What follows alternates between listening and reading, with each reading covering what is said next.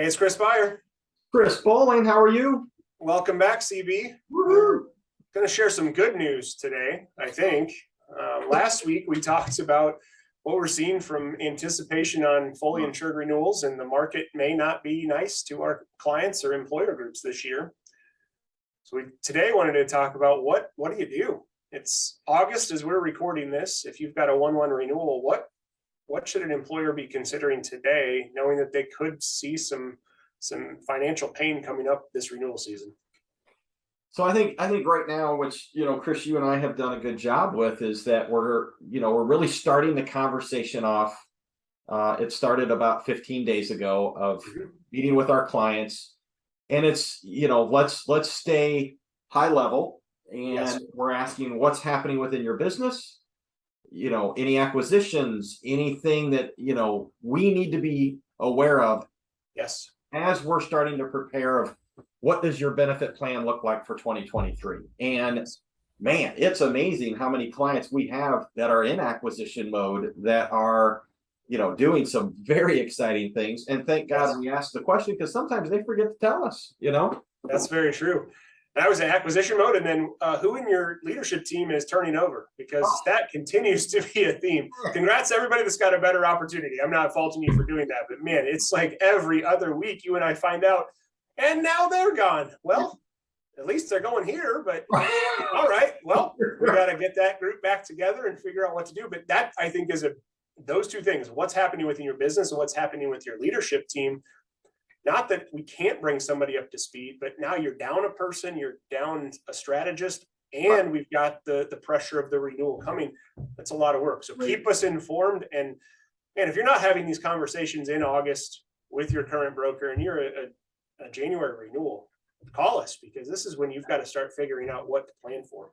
Yeah. So what's step two? I think it's something that we're doing for a lot of our fully insured clients, but not all. It really depends on where they are in the segment. But starting to review your claims data now to see, are you a fit for self-funding, or are you a fit for that next step in funding with partial self-fund or level fund? But what's next on the horizon?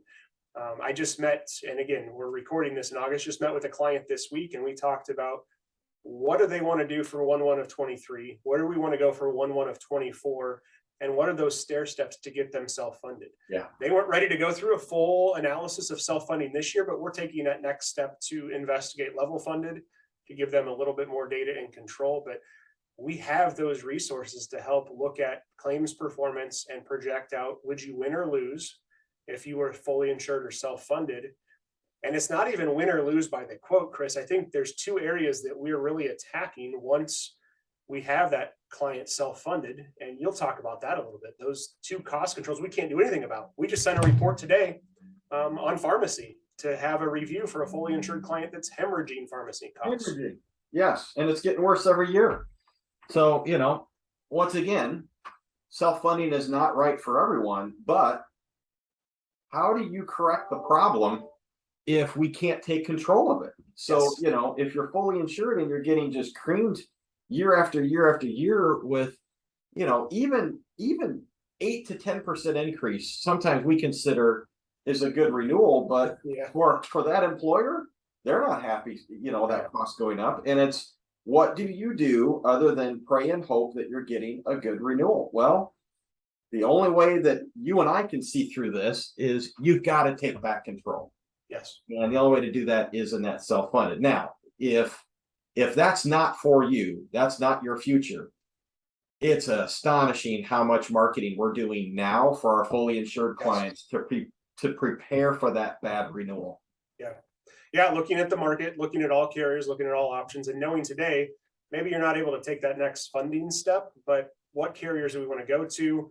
And is there an increase that isn't good or bad? But at the same time, we're still doing the negotiation. I don't want to overlook that. I know that so often that's the topic too, that as an insurance broker, you should beat up the carrier and negotiate. Right. That's part of it. It's less about that, although that's a key component. We want to make sure that we get the fair renewal, knowing we have the data, but it's figuring out where do we want to go for the alternate. Does it make sense to disrupt your employees and put them with something totally different to save 2%? Maybe. To save 20%? Probably. But you know, I think it's just that having a strategy of what we want to do before the renewal comes out, and being able to know if we self-fund, we can attack pharmacy and the actual costs of claims and build that plan creatively. If we're fully insured, we've got some other options, but still just know that ahead of time. It's August. These conversations should Well, yeah, and this isn't new, obviously. I mean, we've been doing this for years, but the need to get away from paper, Yes. just continues to grow. And I think a lot of that comes back to what you said, which is turnover. You're having turnover in those positions that deal with benefits, deal with HR, and how can we streamline this process so I can get my HR person back in HR and not HR and benefit admin. So amazing how many clients. I mean, right now we've got 3 of them that are all implementing some kind of ben admin system to EDI Connect to take the pain away from silent billing and ads and deletes, and it's nothing new, right? I mean, my gosh, we've had clients moving into these for the last 7 years, but it seems like this year we're putting that on a fast track because they've got to get rid of this paper. Yeah, and so many of our new clients have come through that we've picked them up as a new client because somebody changed in the leadership and we've been available to help through that process. We've stepped in, had the opportunity, and then they figure out, whoa, this is an old model and I can't step in and handle paper like this. Okay, let's go. And it is being fast tracked. But, Chris, I think there is some light at the end of the tunnel, for our employer groups, that it may be a rough year this year, but, back to preparing now. And then also, like we said, what do you want to see for the following year? If we have to make some drastic changes this year, let's not accept that in the following year. Start having a conversation from a 3 to 5 year strategy so that we can get to a spot where things are more controlled, costs are more in line, employees are rewarded for making good healthcare choices, and the employer is keeping employees on the job and the company is growing, because that's the whole goal of this. We want that company to thrive. We want the employees to be well compensated and have careers. I remember recording these in 2020 and 2021, and you know what the common theme is no change, just renew it, let's go.